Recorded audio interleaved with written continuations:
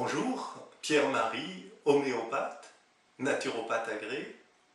Je vous parle aujourd'hui d'une question qui perturbe bon nombre de femmes dans une période de leur existence, qui est celle de la ménopause.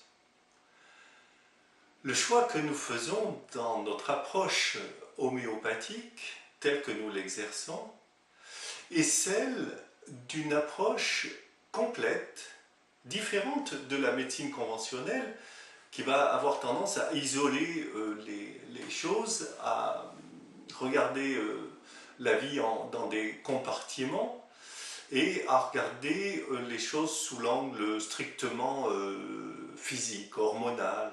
Bon. Non, l'homéopathie est une approche complète et il faut une approche complète pour répondre à une situation globale et complexe d'un être humain et, dans le cas de la ménopause, d'une femme dans le cours de son existence. Donc, nous allons apprécier la situation des symptômes physiques, nous allons aussi regarder les questions de comportement et particulièrement la façon dont les relations sont établies. Alors, explorons ensemble ces trois dimensions. La première, les symptômes physiques, eh bien on va regarder les organes qui sont spécialement sujets à des changements dans cette phase-là. L'intestin, est-ce que son fonctionnement s'est ralenti, par exemple? On va regarder la vessie. Est-ce que la miction est différente? Est-ce que l'envie d'uriner apparaît de façon particulière? Y a-t-il une sensation de pression de la vessie, de l'utérus vers le bas? On va questionner ce qui se passe au niveau des seins. En particulier, y a-t-il des indurations? Y a-t-il des sensibilités? Y a-t-il des douleurs? Y a-t-il un relâchement des tissus? Bon. Il y a évidemment les bouffées de chaleur. Apparaissent-elles à des moments particuliers? Est-ce que ces bouffées de chaleur sont accompagnées de symptômes différents? Des vertiges? Bon, tous les symptômes vont être utiles et il y a des choses qui peuvent être anciennes qui prennent plus d'ampleur ou des symptômes nouveaux qui apparaissent. Maintenant, occupons-nous de ce qu'on va appeler de façon très, très correcte la psyché et qui englobe pour une part les questions de comportement. Est-ce que la femme à la ménopausée va devenir irritable, va devenir réservée, va devenir indifférente, va se mettre en retrait, va éviter de voir qui que ce soit, ou au contraire être dans une exubérance de vie. Bon. Est-ce que l'activité intellectuelle va avoir tendance à se mettre en partie au ralenti? Ou bien, au contraire, allons-nous voir une situation d'hyperactivité cérébrale? Bon. Il y a aussi, j'en parlais tout à l'heure, les questions de relation. La relation va-t-elle être étouffée, ignorée? Va-t-il y avoir une indifférence à la relation? Ou au contraire, va-t-il y avoir une frénésie de relation, un appel très grand vers la relation? Bon.